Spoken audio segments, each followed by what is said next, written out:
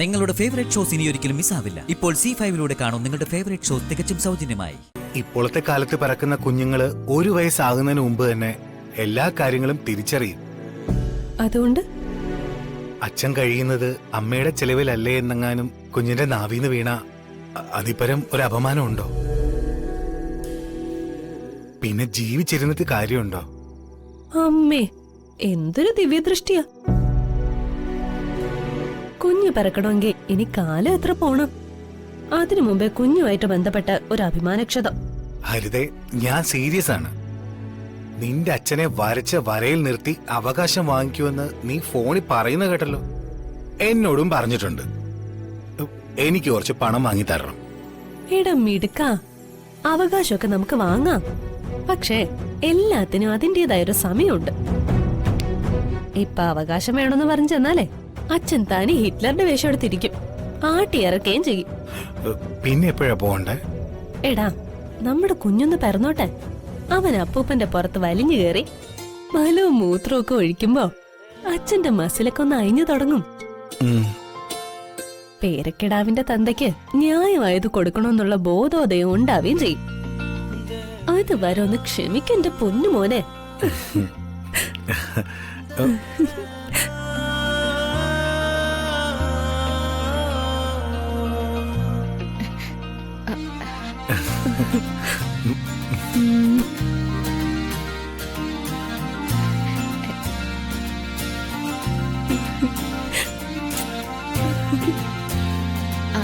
ഹരിതേ,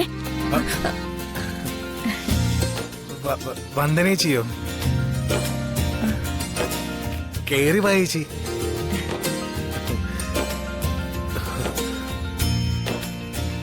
ചേച്ചിയുടെ കയ്യിൽ ലഗേജ് ഒക്കെ ഉണ്ടല്ലോ. ഗർഭിണിയായി നാത്തോനെ കാണാൻ വരുമ്പോ കയ്യിൽ ലഗേജ് വേണല്ലോ. ദേ, ഇത് കുറച്ച് ഡ്രൈ ഫ്രൂട്ട്സും 1-2 ടോണിക്കും ഒക്കെ. എനിക്ക് പരിചയമുള്ള ഫാർമസിസ്റ്റിനോട് ചോദിച്ചിട്ടാ ടോണിക്ക് വാങ്ങിയത്. ഗർഭിണികൾക്ക് ആരോഗ്യത്തിന് വളരെ നല്ലതാ. എന്നയുടെ അച്ഛമ്മയുടെ വക ഏതോ ആയുർവേദ കഷായം തയ്യാറാക്കുന്നുണ്ടെന്ന് കേട്ടായിരുന്നു. എന്നാ അത് നല്ല മധുരമുള്ള കഷായായിരിക്കും, വേപ്പിൻപട്ട കഷായം.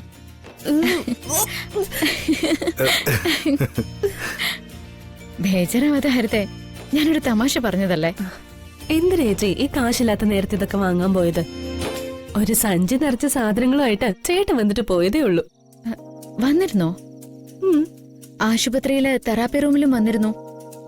ഏതോ പ്രസന്റേഷൻ നീട്ടിയിട്ട് ഹരിതയ്ക്ക് കൊടുക്കണമെന്ന് പറഞ്ഞു. ഞാൻ വാങ്ങിയില്ല. സഹോദരിക്ക് പ്രസന്റേഷൻ സഹോദരൻ നേരിട്ട് കൊടുത്താൽ മതിയെന്ന് പറഞ്ഞു. എന്നിട്ട് ജഗനിളിയൻ അക്കാര്യം ഞങ്ങളോടൊന്നും പറഞ്ഞില്ലല്ലോ. പറയില്ല.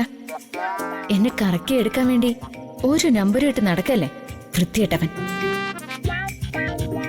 മോൾക്ക് എങ്ങനെയുണ്ട് ചേച്ചി? വളരെ ഭേദമുണ്ട്. ഇനി എക്സസൈസ് ഒക്കെ ഞാൻ വീട്ടിൽ പ്രാക്ടീസ് ചെയ്യിപ്പിച്ചാ മതി. സന്തോഷായി. ഞാൻ വീട്ടിലേക്ക് പോകുന്നതിന് മുമ്പ് ദേമോള് ഓടിക്കളിക്കുന്നത് കണ്ടാ മതി. അതൊക്കെ നടക്കും. എന്ന് ഞാൻ റൂമിലേക്ക് ചെല്ലട്ടെ. എന്താ നോക്കട്ടെ.